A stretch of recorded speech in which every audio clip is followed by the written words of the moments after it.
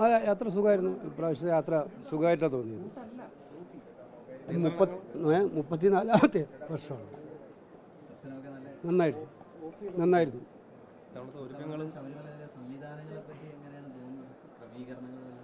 അല്ല, അത് സ്വാഭാവികമായിട്ടും തിരക്കുകൾ നിയന്ത്രിക്കുന്നതിന് വേണ്ടിയിട്ടുള്ള സംവിധാനങ്ങളൊക്കെ കാണുന്നുണ്ട്. അത് വിശദാംശങ്ങൾ ഇപ്പം മനസ്സിലായിട്ടില്ല. എന്തായാലും ഹൈക്കോടതിയുടെ ഇടപെടലുണ്ട്, മറ്റു ഗവൺമെൻറ്റിൻ്റെയും ദേവസ്വം ബോർഡിൻ്റെയൊക്കെ ഇടപെടലുണ്ട്. തീർത്ഥാടന കാലം സുഗമമായി തീരട്ടെ എന്ന് ആഗ്രഹിക്കുകയാണ്. ഇനിയിപ്പം മണ്ഡലവിളക്ക് കാലവും മകരവിളക്കും വരാനുണ്ടല്ലോ, രണ്ട് തിരക്ക് ഏറ്റവും പ്രധാനപ്പെട്ട. അപ്പോൾ അതിനുള്ള സജ്ജീകരണങ്ങൾ കൂടുതലായിട്ട് ഭക്തജനങ്ങൾക്ക് ഉണ്ടാക്കിയെടുക്കാൻ അവർ ശ്രദ്ധിക്കുമെന്ന് വിചാരിക്കുന്നു. പ്രതിപക്ഷമാണ് ഏറ്റവും ആവശ്യമായി മുന്നോട്ട് വെച്ചത്. സ്പോട്ട് ബുക്കിംഗ് അത് നടത്തണം എന്നുള്ള ആവശ്യം പ്രതിപക്ഷമാണ് മുന്നോട്ട് വെച്ചത്. അത് ഇപ്പം ഗുണമാവുകയാണ്. 10,000-ന് മുകളിൽ 22,000, 23,000 ഒക്കെ എത്തിയ സ്പോട്ട് ബുക്കിംഗ്. അല്ല, പ്രതിപക്ഷത്തിൻ്റെ തീരുമാനം ഉചിതമായിരിക്കുകയാണ്. അല്ല, സത്യത്തിൽ അത് അങ്ങനെ നമ്മളെ ഭക്തജനങ്ങളെ നിയന്ത്രിച്ച് ഒരു സംവിധാനം ഉണ്ടാക്കുന്നത് ശബരിമലയിൽ പ്രായോഗികമല്ല. അത് നമ്മൾ പല പ്രാവശ്യം തെളിഞ്ഞതാണ്. വിശ്വാസികൾ ഇവിടെ വരുന്നത് എത്രയോ കിലോമീറ്ററുകൾ താണ്ടിയിട്ട്, എത്രയോ ദൂരം താണ്ടിയിട്ടാണ് വരുന്നത്.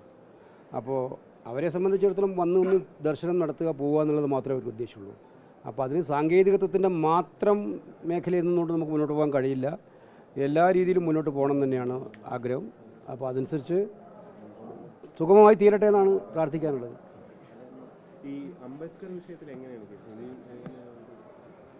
അത് വരുന്ന ഒരു മാസക്കാലം, ജനുവരി 26 വരെയുള്ള ദിവസങ്ങളിൽ രാജ്യവ്യാപകമായിട്ടുള്ള ജയ് ഭീം ജയ് സംവിധാനം എന്നുള്ള മുദ്രാവാക്യം ഉയർത്തിപ്പിടിച്ചുകൊണ്ടുള്ള ക്യാമ്പയിൻ പരിപാടിക്ക് ഓൾ ഇന്ത്യ കോൺഗ്രസ് കമ്മിറ്റി തീരുമാനിച്ചിരിക്കുകയാണ്.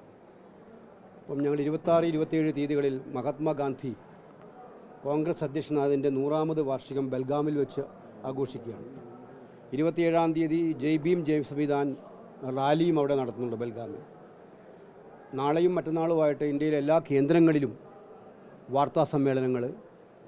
24-ാം തീയതി ജില്ലാ കേന്ദ്രങ്ങളിലേക്ക് മാർച്ച്, അമിത്ഷാ രാജിവെക്കണം എന്നാവശ്യപ്പെട്ടുകൊണ്ട് മാർച്ച് ഡിസ്ട്രിക്ട് കലക്ടർക്ക് നേരിട്ട് കൊടുക്കുന്ന നിവേദനം കൊടുക്കാൻ വേണ്ടിയുള്ള മാർച്ച് സംഘടിപ്പിച്ചിട്ടുണ്ട്. നമ്മുടെ രാജ്യത്തെ സംബന്ധിച്ചിടത്തോളം ഏറ്റവും പ്രയാസകരമായിട്ടുള്ള, അല്ലെങ്കിൽ ഏറ്റവും വേദനയുണ്ടാക്കുന്ന ഒരു പരാമർശമാണ് ആഭ്യന്തര വകുപ്പ് മന്ത്രിയുടെ ഭാഗത്തുണ്ടായിരിക്കുന്നത്. നിങ്ങൾ ആ ക്ലിപ്പിങ്സ് കണ്ടിട്ടുണ്ടാവും. എനിക്കറിയില്ല, ഇവിടെ ഇപ്പം നമ്മൾ കേരളത്തിൽ ചർച്ച ചെയ്യുന്ന പല വിഷയങ്ങളുമാണ്. പക്ഷേ ചർച്ച ചെയ്യേണ്ട ഏറ്റവും പ്രധാനപ്പെട്ട വിഷയമല്ലേ അത്? ഭരണഘടനാ ശില്പിയെ ഇത്രമാത്രം അവഹേളിക്കുന്ന, ഞാൻ അയ്യപ്പൻ്റെ മുമ്പിൽ വെച്ചിട്ടാണ് ഇപ്പം നിങ്ങളോട് പറയുന്നത്. അവിടെ പറഞ്ഞിരിക്കുന്നത് അംബേദ്കറിൻ്റെ പേര് അംബേദ്കർ അംബേദ്കർ അംബേദ്കർ എന്ന് പല പ്രാവശ്യം പറഞ്ഞാൽ, അതുപോലെ നിങ്ങൾ ഭഗവാനെ പല പ്രാവശ്യം വിളിച്ചാൽ നിങ്ങൾക്ക് മോക്ഷം കിട്ടും. ഇത് പറയുന്നുണ്ട് കാര്യമെന്ന് പറഞ്ഞാൽ അതിൻ്റെ അർത്ഥം എന്താണ്?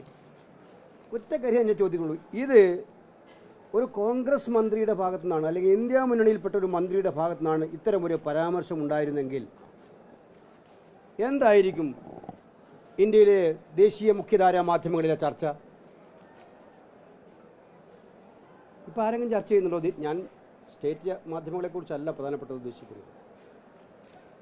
ഇത്രയും ഇൻസൾട്ട് ചെയ്തുകൊണ്ട്, ഭരണഘടനാ ശില്പിയെ ഇത്രയും ഇൻസൾട്ട് ചെയ്തുകൊണ്ട്, സംവിധാനത്തിനെതിരായിട്ട്, ഭരണഘടനയ്ക്കെതിരായി ഇത്രയും ഇൻസൾട്ട് ചെയ്തുകൊണ്ടൊരു പരാമർശം, അതാരാണ് നമ്പർ 2 ആയിട്ട് പറയുന്ന കേന്ദ്ര ആഭ്യന്തരമന്ത്രി. അദ്ദേഹം അതൊന്ന് തിരുത്താൻ പോലും തയ്യാറാവുന്നില്ല. എന്നാൽ പോട്ടെ, ഇത്രയും പ്രശ്നമുണ്ടായി, എൻ്റെ വായിൽ നിന്ന് വന്ന ഒരു നാക്കുപിഴയാണ്, ഞാൻ മാപ്പ് ചോദിക്കുന്നു. അതിന് ഒരു ഇഞ്ച് തിരുത്താൻ തയ്യാറാവുന്നില്ല. മാത്രമല്ല, അത് ഉന്നയിക്കുന്നവരെ കള്ളക്കേസിൽ കൊടുത്തി പേടിപ്പിക്കുകയാണ്. കേസ്, സഭ കൂടാൻ സമ്മതിക്കില്ല, സഭയിൽ ചർച്ച ചെയ്യാൻ സമ്മതിക്കില്ല. ഇത് രാജ്യം എങ്ങോട്ടാണ് പോകുന്നത്? വളരെ അപകടകരമായ ഒരു സ്ഥലത്തിലേക്ക് നാട്ടിനെ കൊണ്ടുപോകാൻ ശ്രമിക്കുകയാണ്. അതുകൊണ്ട് ഇതിനെതിരായിട്ടുള്ള ശക്തമായിട്ടുള്ള രാജ്യവ്യാപകമായ ക്യാമ്പയിൻ ജനുവരി 26 വരെ. ജനുവരി 26-ന് അംബേദ്കറിൻ്റെ ജന്മസ്ഥലം വെച്ചത് സമാപിക്കുന്ന രീതിയിൽ, അംബേദ്കറുടെ ജന്മസ്ഥലം സമാപിക്കുന്ന രീതിയിലാണ് പരിപാടി.